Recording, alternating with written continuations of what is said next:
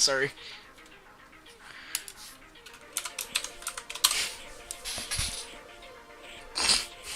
Yes. Yes.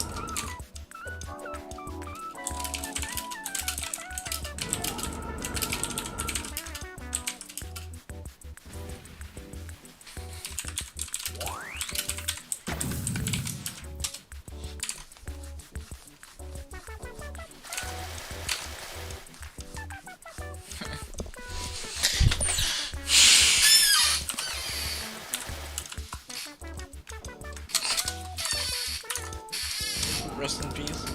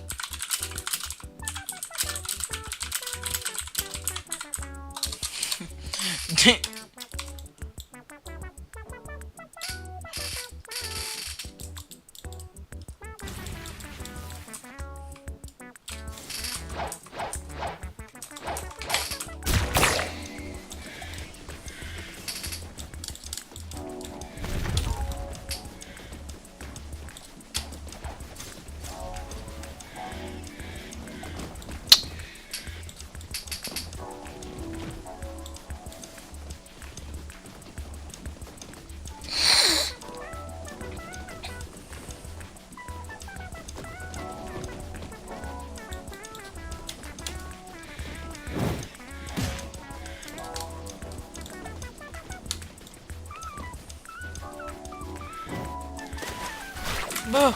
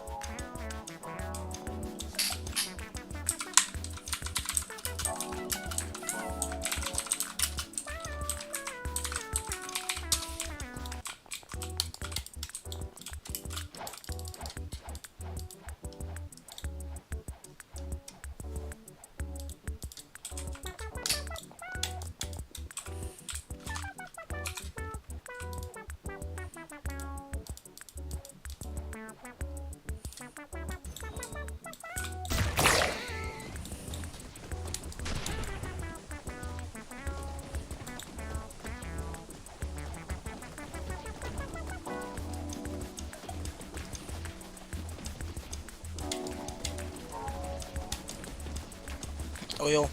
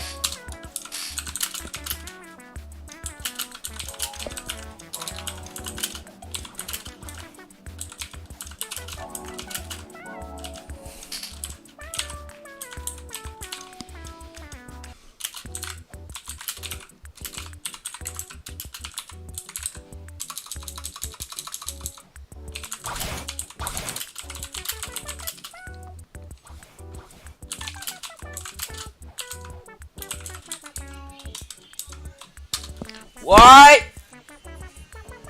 I forgot. Okay, give me it.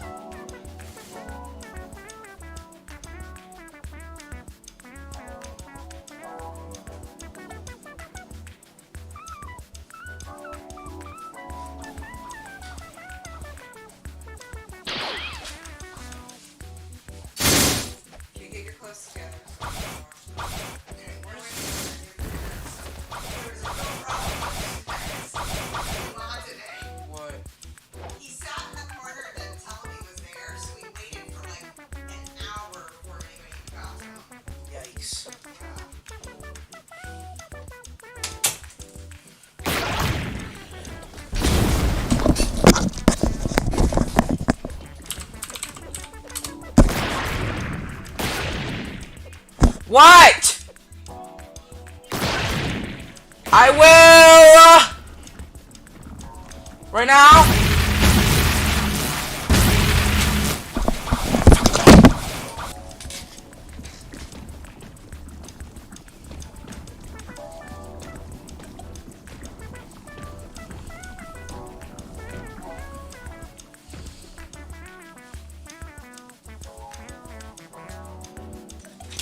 One at the end of the hallway.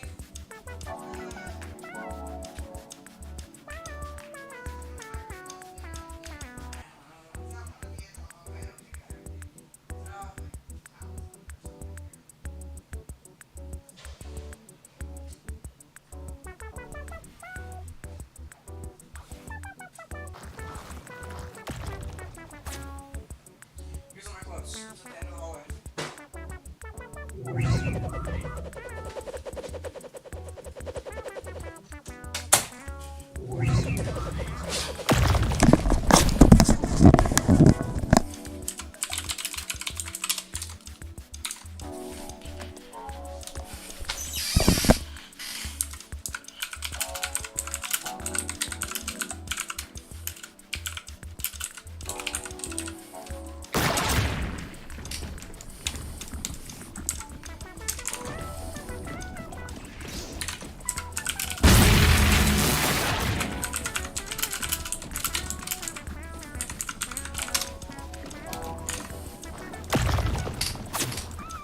Oops. That's not what I wanted to click. I swear to click start on that. Go looks at the movie.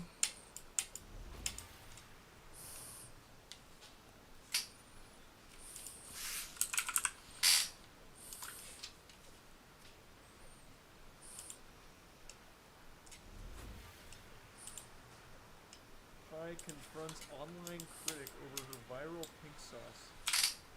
You mean the entire human race who criticized it? It wasn't just like one critic.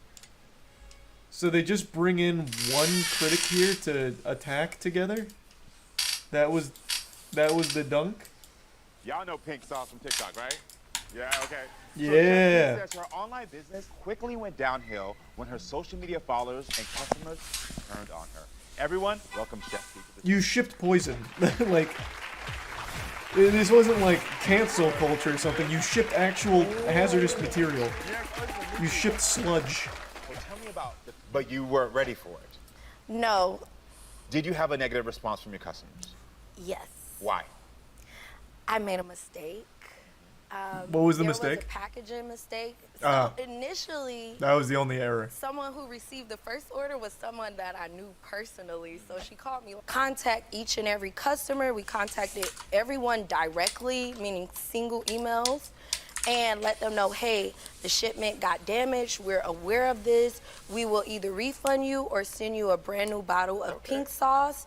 hey, we care. And You handled your business like Yes. a boss. She was like, I made a mistake. That's the- I'm gonna rectify it. What? Okay. No, What do you know? she, what? I'm unfamiliar with this guy's talk show, but what the fuck? No. What?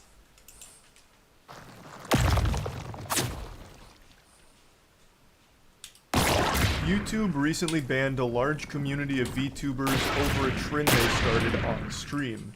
And now I bet you're expecting me to follow this up by saying that it was unjust, makes no sense, is a bunch of dog shit and baloney, and demand that we go out into the streets to riot and protest. But that's not the case. This ban wave makes complete sense and is the most obvious outcome to this trend that they started. It's a trend that I'm sure none of you are familiar with because it was only big in Japan and only big in the VTuber community. It's the Splatoon 3 adult video trend. And as advertised with a title like that, it involved porn. Basically, a VTuber group called Shinsegumi got together and hatched the novel idea of playing porn in Splatoon 3 by changing their ink transparency so that way it could work like a green screen. So during stream they could play porn over the green screened ink. And the whole competition or challenge idea was whoever could last the longest on stream without getting banned wins. So they went into this knowing full well they would be banned for it, and they got exactly what they ordered. Their entree came out piping hot, because they all got banned. And the Shinsegumi official Twitter account had to come out and make a statement. All the individuals that participated so far have apologized, except for like one or two. But most importantly, it brought the boogeyman out of his shadow. Nintendo came forward and made a statement about this, about how seriously they're taking this because it's such a violation of their policies. They even loosely threatened legal action against them, from what I understood. Maybe it was a translation error with their message, but they came out with a series of tweets letting everyone know how fucked up it was. And that's a big deal when Nintendo comes out and starts slinging meat, because they are brutal. Nintendo shows no mercy. They would absolutely imprison a 4-year-old if they were using the Mario license for their birthday party without official expressed consent from the Nintendo company. Like, they enforce their policy and their copyright and everything around Nintendo property with an iron fist. Nintendo would burn a hospital to the ground if they found an unauthorized third-party Princess Peach plushie in one of the patient's rooms. They are not a company to fuck with. And I feel like this could be a pretty bad deal for the Shinsegumi team here if this wasn't a translation error and they actually do pursue legal action. Because Nintendo will stop at nothing. They will pursue to the ends of the earth. Now, I'm in no place to say whether or not this was worth it here. Maybe it was, maybe it wasn't, I don't know. But this is certainly one way of going out with a bang. This is quite the statement. Like, if all of them were just tired of being a VTuber or something, this was a great way of just voiding their contract on the spot. Apparently, the porn they were broadcasting starred one of the VTubers in it, so I'm assuming it was just like some hentai that they were putting on stream in Splatoon 3. It's an interesting idea. It's something I wouldn't have thought of, using the ink in Splatoon as a green screen. That's pretty genius. Like, you could do some really fucking banger watch parties with that, I guess. Porn is a little aggressive, but hey, you know, who am I to judge? As of right now, that's as far as this story goes, but I'll keep my finger on the pulse of it to see exactly how it all unfolds. But there is one more thing I want to bring up, and this one's not goofy or silly or anything. This one actually has a lot of meaning to me because I was so personally attached to the property. The creator of Yu-Gi-Oh! Recently passed away. I'm sure you've all heard about it. Kazuki Takahashi drowned recently this year, but today new information came to light on exactly how it happened. And it turns out the man was just a fucking saint, an actual hero. He drowned trying to save people that were caught in a dangerous riptide at the cost of his own life. An army officer came out to tell exactly what happened during the situation, so there's investigation going on for the last couple of months about like what exactly unfolded here. So it turns out what happened is 3 swimmers got caught in a dangerous riptide, and a nearby army officer named Major Robert Bourgeau, I already know I'm fucking the name up, and I'm sorry about that, went in to try and rescue them, and Kazuki Takahashi also jumped in to try and help save them. And they were able to save all of the swimmers, but unfortunately, Takahashi drowned in the process. So he gave his life to try and save others, and I just wanted to recognize him for the hero that he was. You don't have to look very hard to figure out that Yu-Gi-Oh! Played a big part in my childhood. I mean, I have cards on my wall over here, cards over there. I watched the anime every single week that it broadcast. I was a huge Yu-Gi-Oh! Fan and still am to this day. He created one of my favorite franchises ever, and he was also just a great man, clearly. So I wanted to at least put this out here so that way everyone knew that Kazuki Takahashi was a fucking legend. And also, of course, huge hats off to If you had access to the internet during the early 2000s, then I'm sure you remember AOL, AIM Instant Messenger, Lemon Party, and Chris Angel. Chris Angel was a magician who really rose to fame in the early 2000s, even before video sharing sites like YouTube started popping off. He used to have his videos go viral on forums with people trying to figure out how he did some of his street magic. I even recall there being multiple articles written about Chris Angel about how he's like a Satan demon-worshipping deity that is put here on Earth as the Antichrist, using his magic tricks to deceive us into, you know, disproving and wavering our faith in the Lord or some crazy shit. For a brief moment in time, the guy who was making a toothpick vanish from his thumb was considered the most powerful sorcerer and most evil wizard of our time, at least by soccer moms. Though admittedly, back in the day, he did have some bloody tricks where he'd swallow a quarter and then cut his stomach and pull the quarter out. And all this controversy and hoopla and hubbub about Chris Angel eventually just served to make him more popular, and he got his own show on A&E called Mind Freak. That right there, that name, probably just had you hit with like a wave of nostalgia that nearly knocked you out of your chair. Mind Freak was a wildly successful show, and it ran for many seasons, but it is very much the most poorly aged show ever broadcast. Going back and watching it now is downright embarrassing and laughable. And today I want to show you a clip from Mind Freak, which is by far one of the worst magic tricks ever performed in the history of magic. This right here would absolutely get you expelled from Hogwarts. Your daughter, is that okay? Okay, it's okay? Okay. So let me ask you something. Do you ever think about what you're gonna look like when you're 20 years old? Yeah, so that's the trick. He's gonna turn this little girl into a 20-year-old. Like some shit out of Fairly Odd Parents with Timmy Turner making a bad wish. It's about as stupid as you're expecting it to be. But I just want to quickly say, this was at the height of Chris Angel's popularity. This is back when I used to idolize this guy. I've talked about it before, but I used to really be big into magic tricks. I was like 2 Mind Freak episodes away from purchasing a top hat and sticking a deck of cards in my asshole to be able to do magic tricks wherever I went. I can't even count the number of times I did the toothpick vanishing trick from Chris Angel at my middle school lunch tables. I used to do that shit like once a week. I thought it made me the coolest guy in the world. But yeah, anyway, I'm getting carried away here. But anyway, this trick is not only bad, it's just creepy.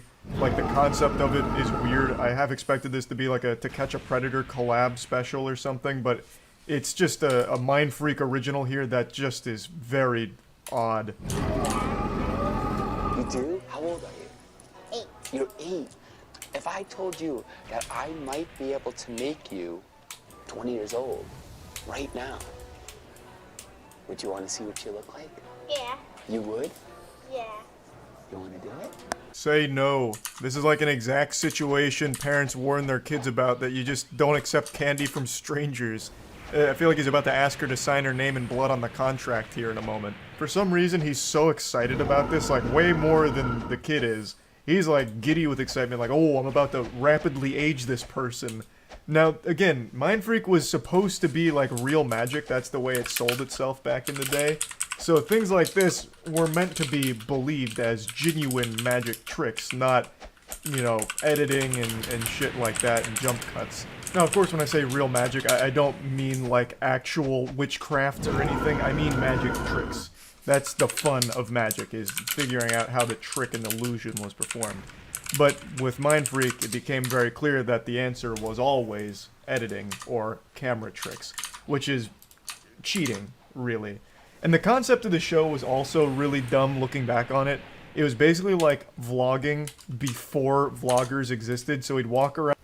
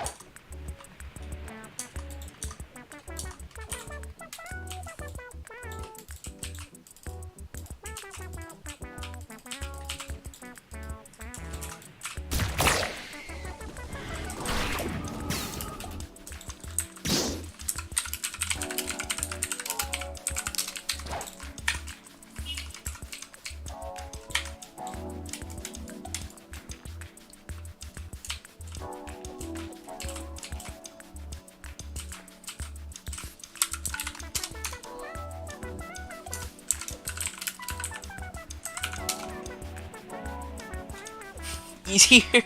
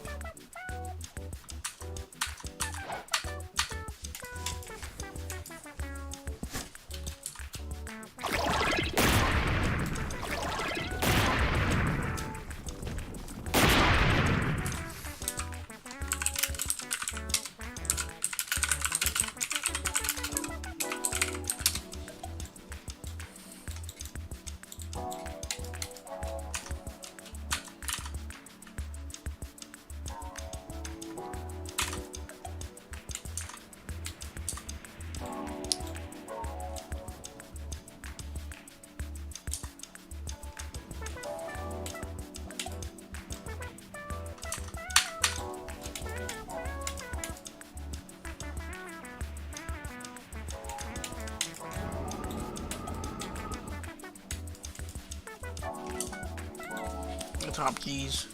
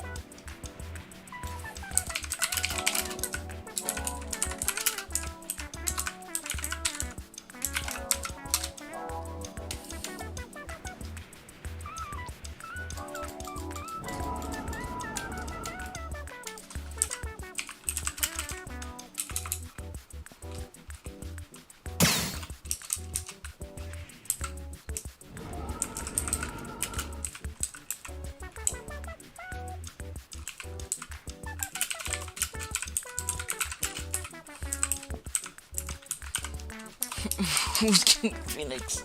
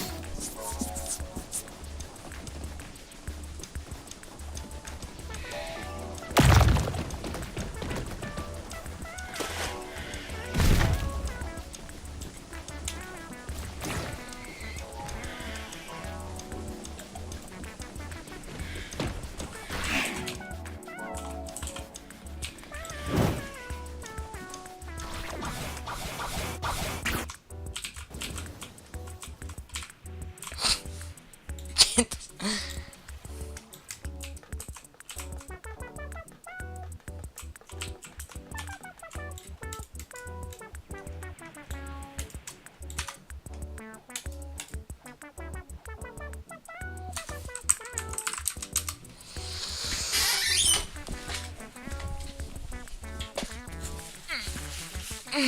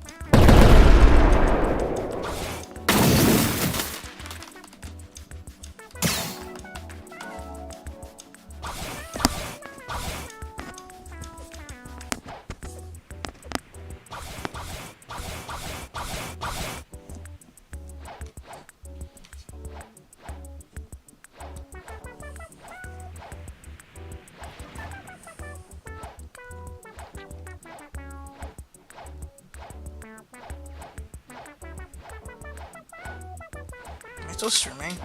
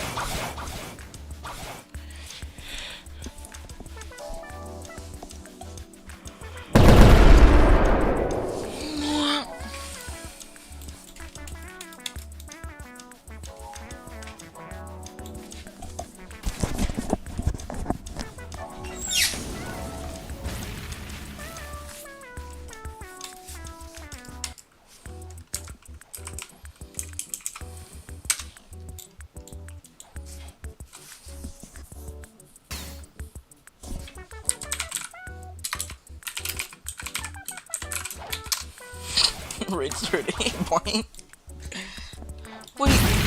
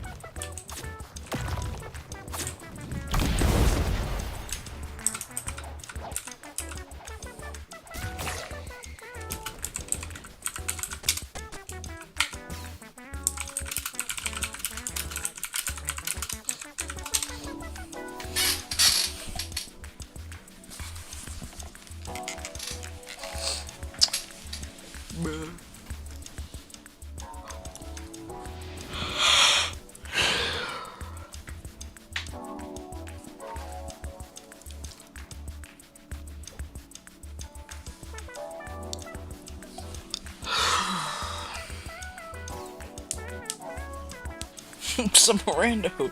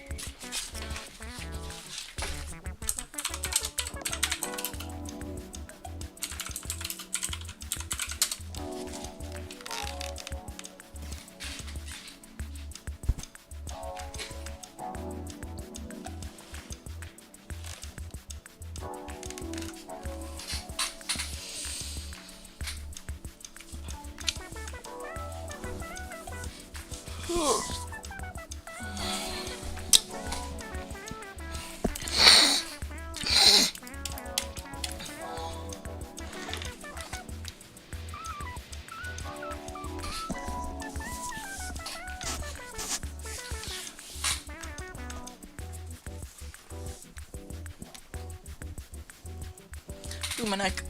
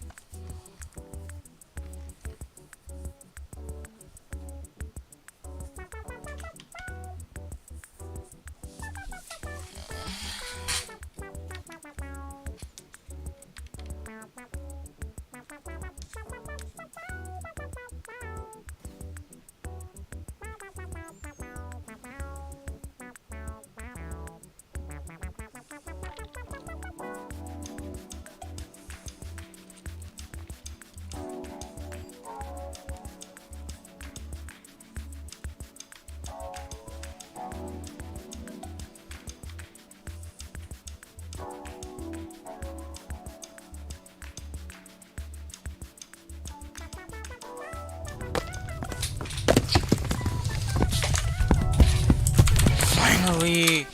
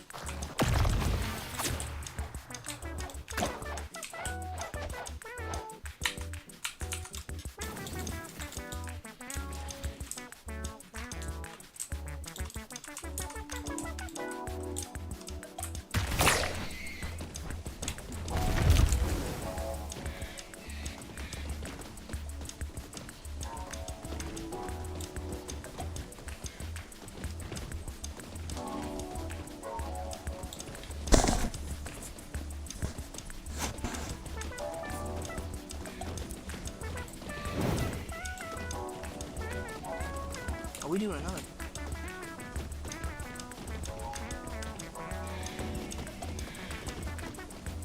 Let's start off with this.